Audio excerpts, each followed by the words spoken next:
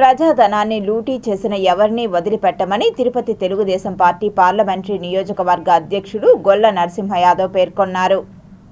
Supreme court వరకు వెళ్ళారు మిథున్ రెడ్డి గారు బెయిల్ కావాలని, కానీ సుప్రీంకోర్టు కూడా తిరస్కరించి యథావిధిగా సిట్టు సంబంధించి ఏదైతే ఇన్వాల్వ్మెంట్ ఉన్నారో వాళ్ళందరిపైన కూడా చర్యలు తీసుకునే విధంగా లిక్కర్ కుంభకోణంలో ఎవరున్నా కూడా విడిచిపెట్టే ప్రసక్తే లేదు. కాబట్టి ఈరోజు మిథున్ రెడ్డి రాజకీయ కక్షలతో కేసులు పెడతా ఉన్నామని చెప్తూ ఉండడం కనీస అర్హత కూడా లేదు మీకు. ఎందుకంటే అక్రమంగా అన్యాయంగా నారా చంద్రబాబు నాయుడు గారి పైన అరెస్టు చేసే రోజుకి ఆయన పైన ఎలాంటి ఎఫ్ఐఆర్ కూడా లేదు.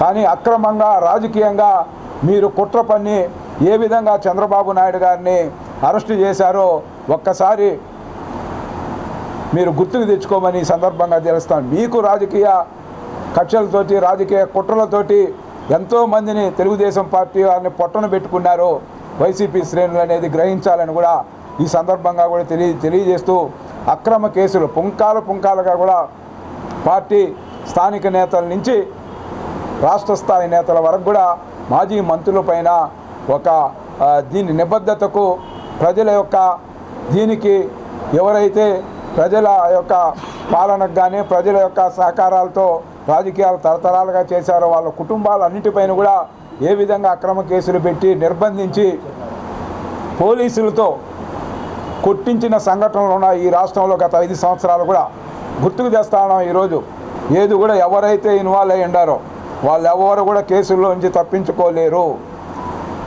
కానీ ఈరోజు పదే మళ్ళీ రాజకీయ కక్షలు అవనే అర్హత ఆ పార్టీకి లేదు.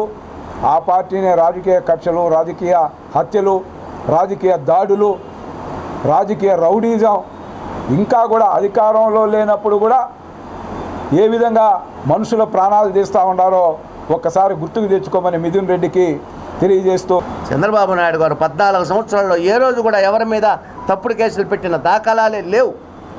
ఈరోజు ఏదో మిథున్ రెడ్డి, చోరెడ్డి భాస్కర్ రెడ్డి ఇంకా అందరూ మేము తప్పు చేయలేదు, మమ్మల్ని ఊరికైనా అన్యాయంగా అరెస్ట్ చేస్తామంటే ఎందుకు అరెస్ట్ చేస్తారండి?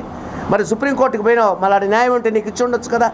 అన్ని కోర్టులకు పోయినావు, ఇచ్చి ఉండొచ్చు కదా, నీకు న్యాయం ఏంటే? కోర్టులు తన పని తను చేసుకుంటుంది.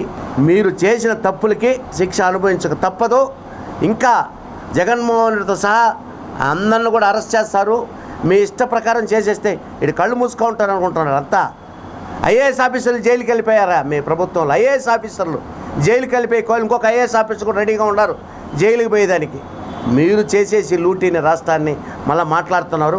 మిమ్మల్ని తొందరలో జగన్మోహన్ రెడ్డి కూడా అరెస్ట్ చేసే రోజులు దగ్గర పడ్డాయి.